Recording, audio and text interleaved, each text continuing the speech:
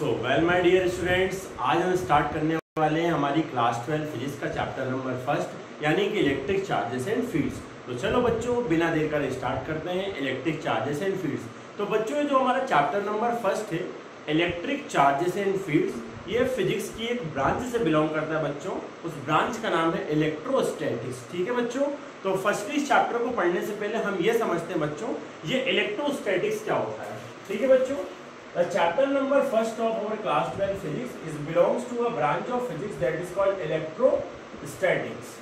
तो sir, what is the meaning of the word electrostatics? तो बच्चों, इलेक्ट्रोस्टैटिक्स वर्ड का मतलब क्या होता है? इलेक्ट्रोस्टैटिक्स वर्ड बच्चों दो वर्ड से मिलकर बना है, इलेक्ट्रो प्लस स्टैटिक्स। ठीक है, इलेक्ट्रोस्टैटिक्स वर्ड दो वर्ड से मिलकर बना है, इलेक्ट्रो प्लस स्टैटिक्स। इलेक्ट्रो का मीन्स क्या होता है बच्चों? इलेक्ट्रो मीन्स इलेक्ट्रॉन यानी कि चार्ज, और स्टैटिक्स का मतलब क्या होता है बच्चों? रेस्ट। तो इसका मतलब क्या है बच्चों? होल वर्ड इलेक्ट्रोस्टैटिक्स का, the branch of physics in which we study about the properties of charges at rest is called electrostatics. Clear है बच्चों? इलेक्ट्रोस्टैटिक्स क्या होता है?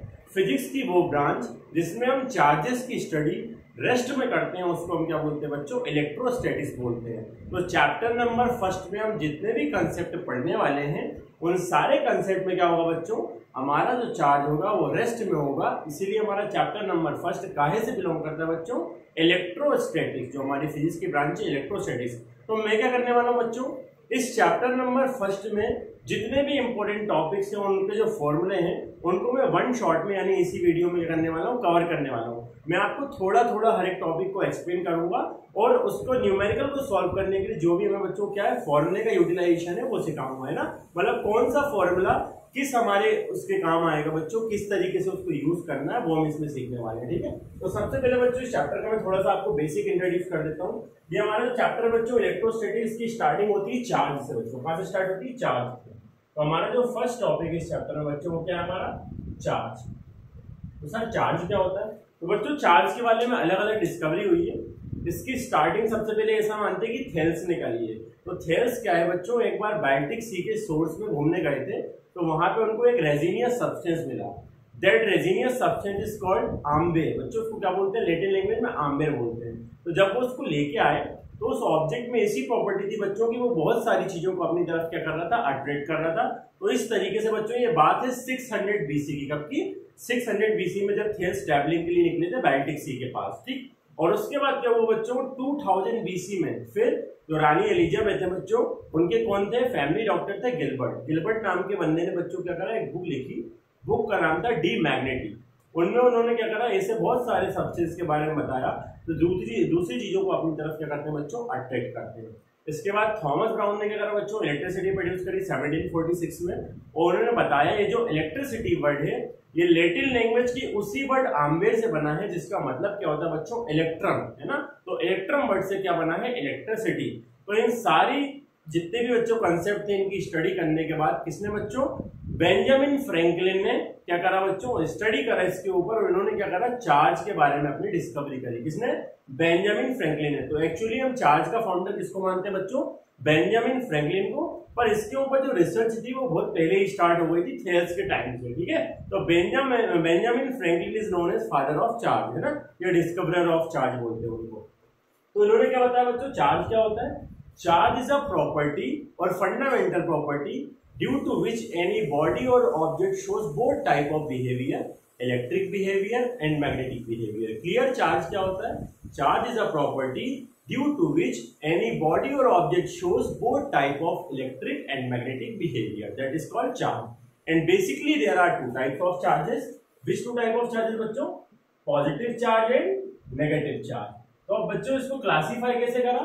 तो बेंजामिन फ्रैंकलिन ने चार्जेस को दो कैटेगरी में डिवाइड कर दिया बच्चों, positive charge and negative charge. तो बच्चों इसका क्लासिफिकेशन पढ़ने से पहले मैं तुम्हें ये बता दूं, ये जो बच्चों चार्ज होता है इसकी आप एक और डेफिनेशन दे सकते हो, the energy due to which any body or objects gets the property of attracting lighter objects is called charge. वे ऊर्जा जिसके कारण किसी वस्तु में अपनी से हल्की वस्तुओं को आकर्षित करने का गुण उत्पन्न हो जाता है बच्चों, उसे हम क्या कहते हैं? आवेश कहते हैं, चार्ज कहते हैं। इसको बच्चों हम जनरली कैपिटल क्यू या स्मॉल क्यू से रिप्रेजेंट करते हैं। तो generally charge is represented by capital Q और स्मॉल क्यू। अगर बच्चों इसकी एसआई यूनिट की बात करें तो चार्ज का जो एसआई यूनिट होता है बच्चों आपको पता ही है, कूलाम्स इनवर्स स्क्वायर लॉ देने की वजह से हम चार्ज का एसआई यूनिट क्या अज्यूम करते हैं बच्चों, कूलाम। ठीक, तो चार्ज का एसआई यूनिट क्या होता है, कूलाम होता है। और अगर बच्चों इसी की सीजीएस यूनिट की बात करें तो सीजीएस यूनिट जो चार्ज का होता है बच्चों वो क्या होता है, स्टेट कूलाम। अब बच्चों एक रिलेशनशिप भी होता है, जैसे इलेक्ट्रोस्टैटिक यूनिट ऑफ चार्ज। तो जो इलेक्ट्रोस्टैटिक यूनिट ऑफ चार्ज है वो हमें ये बोलती है कि 1 coulomb is equal to 3 multiply by 10 to the power 9 statcoulomb. समझ गया बच्चों, इसको बोलते हैं इलेक्ट्रोस्टैटिक यूनिट ऑफ चार्ज। तो इलेक्ट्रोस्टैटिक यूनिट ऑफ चार्ज में क्या होता है बच्चों, एक कूलाम की वैल्यू किसके बराबर होती है, 3 इंटू 10 की पावर 9 स्टेट कूलाम की। सेकंड होता है बच्चों हमारा इलेक्ट्रोस्टैटिक के बाद फंडामेंटल यूनिट ऑफ चार्ज। तो फंडामेंटल की बात करें या इलेक्ट्रोमैग्नेटिक की बात करें बच्चों, तो उस केस में क्या होता है हमारा 1 कूलाम इक्वल टू होता है 1/10 एब्सोल्यूट कूलाम की। ये बच्चों एबीसी बोलते हैं इसको, एब्सोल्यूट कूलाम। समझ गए, तो 1 coulomb equal to 1/10 absolute coulomb. तो ये हमारे क्या बच्चों इलेक्ट्रोमैग्नेटिक और इलेक्ट्रोस्टैटिक यूनिट ऑफ चार्जेस है। ठीक है, अब चार्जेस के बच्चों हम टाइप के बारे में बात करते हैं कि चार्जेस कितने टाइप का होता है। ठीक है, तो चार्जेस के टाइप पे चलते हैं। तो बेसिकली देयर आर बच्चों 2 types of charges. Basically there are 2 types of charges, positive charge and negative charge, है ना। According to Benjamin Franklin there are 2 types of charges, positive charge and negative charge.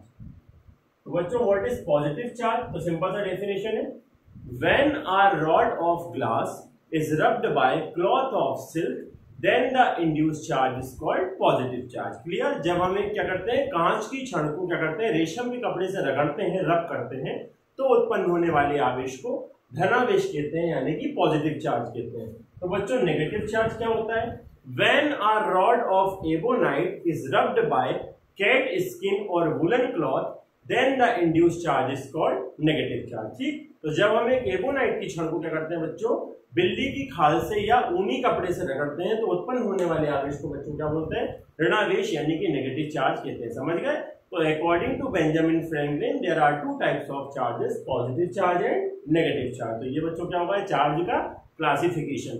अब इनको आप बच्चों क्या कर सकते हो, अलग अलग तरीके से समझ सकते हो। जैसे ग्लास की रॉड पे क्या इंड्यूस हुआ, पॉजिटिव चार्ज, तो ग्लास की रॉड पे पॉजिटिव है, तो जाहिर सी बात है हमारा जो सिल्क का क्लॉथ होगा उस पर क्या होगा, नेगेटिव चार्ज होगा। प्रॉपर्टीज क्या है बच्चों चार्जेस की, तो पहली प्रॉपर्टी ये है कि बच्चों according to Benjamin Franklin there are 2 types of charges, positive charge and negative charge. Clear बच्चों।